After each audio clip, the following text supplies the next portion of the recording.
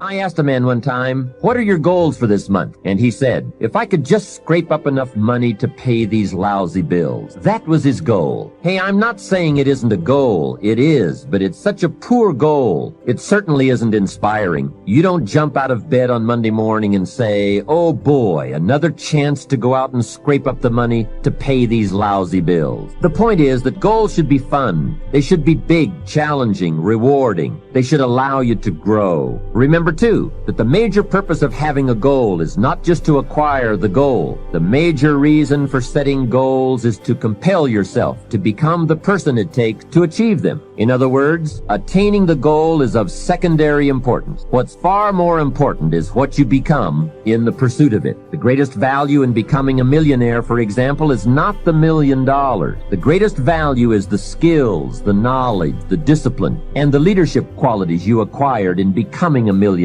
It's the experience you acquired in planning, development, strategy. It's other qualities you acquired, such as courage, commitment, and willpower, to attract $1 million.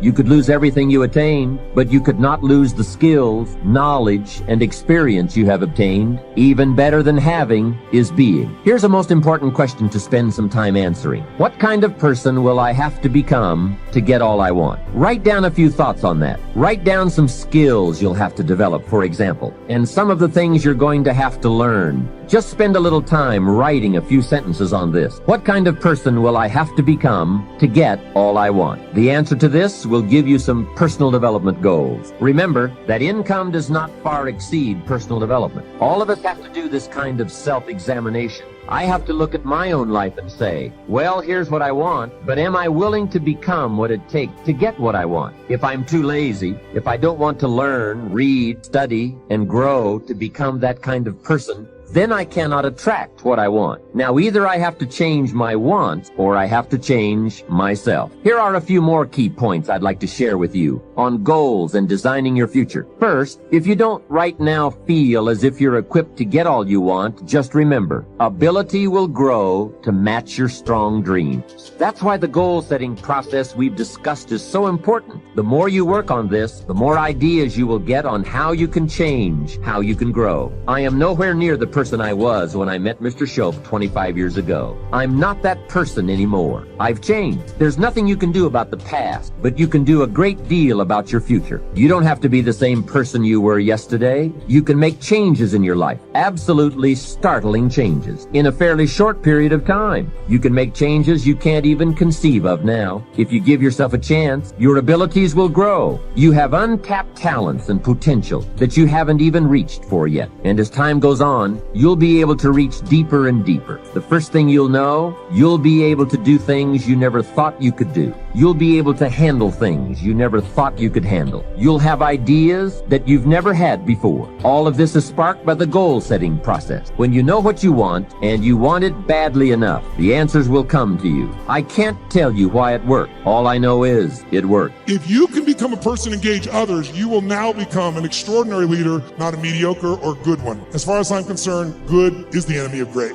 Corny as it sounds. So think about it. I'll give you an example of this book that I did. I did this book because back in 2008, I felt like I was back in my childhood. Everybody around me was suffering. And I hate suffering. Most of the skills I developed is because I want to take somebody else suffering and take them to a place where they have joy and aliveness and health and vitality and abundance or whatever I can do to help. And so I've got the guy that cuts my hair, my barber, is like, his kid can't go to college. He's lost half what he's got to do. A billionaire client of mine is no longer a billionaire. And he's feeling equally bad, he thinks, but suffering is suffering in somebody's mind, right? And so I thought to myself, something's got to be done. And like most of us, somebody's going to do something. In 2010, when things actually got worse and the system wasn't changed, I started reading everything I could read, started watching everything I could watch, and I watched a documentary called Inside Job. Anybody here see Inside Job? If you didn't see it, it was Matt Damon did the documentary on it, and it won the Academy Award. And it actually walked through systematically and showed how the entire world economic experience, our entire economy as a world, was almost destroyed by a few people, and they identified who they were, how they did it, they documented it all, and then they showed what happened to them. And what happened to them, does anybody know? No, not nothing. Nothing would have been a reward compared to what they should have got. They were actually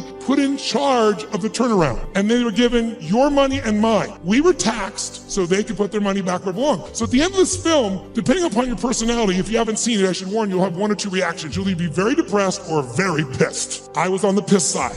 I was so angry, and I thought to myself, nothing's been done. This is insane. And something's got to be done. I thought, everybody says something can be done, but what can I do? And I thought, you know what? I've got access. For 21 years, most people think I'm a happy, bouncing around, positive thinking, screaming guy on an infomercial from 20 years ago, but I have continued to grow, not taller, hopefully.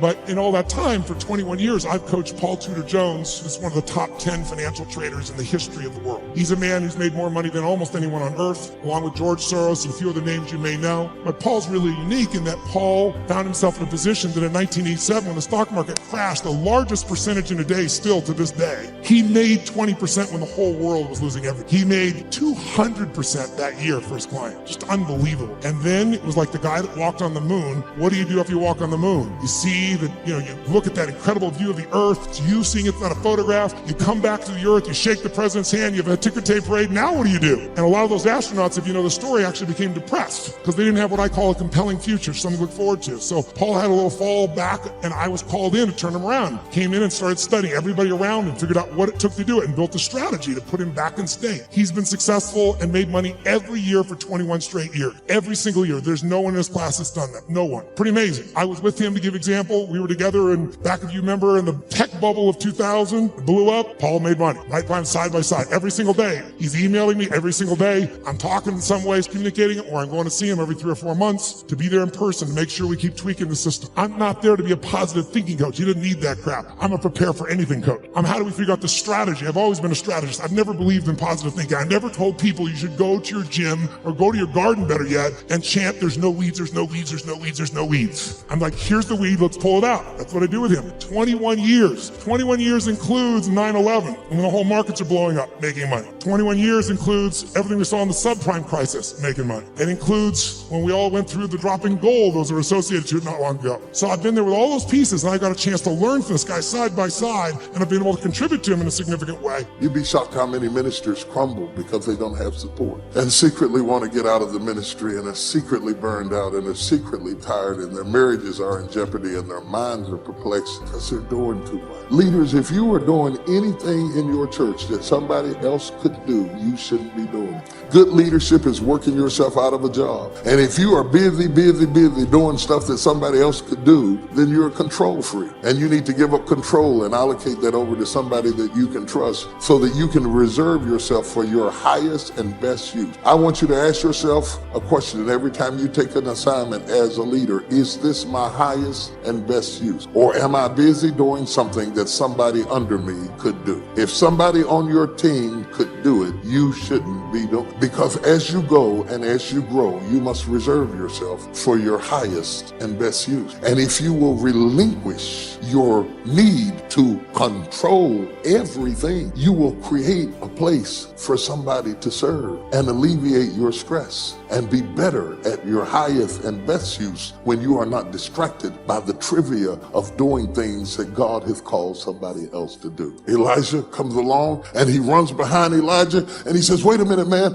your hands look dusty. Let me pour water on your hands. And Elijah said, and all the time I was calling down fire from heaven, not one person on Mount Carmel ever did that. Nobody helps me be me. And so we've called you to this meeting today because it's not just the people who I had stand that are important. It's the people who are sitting. Because if you don't pour water on the hands of the people who stand, they may not be here next year. And they will be talked about and they will be ostracized, but they died for the lack of you. Their arms got heavy for the lack of you. Their marriages suffered because they were busy doing things that the church said somebody else could do, and they got the divorce for the lack of you. Because there was nobody close to them who urged them to take a vacation, not just going to another conference. A real vacation does not have seminars. I took a bunch of my partners on a cruise, we flew out from here. We flew up to here and went on an Alaskan cruise, and all that week we were on the cruise, my wife and I, when you're on a cruise with your partners and stuff, you can't leave your room with it. The moment you come out the door,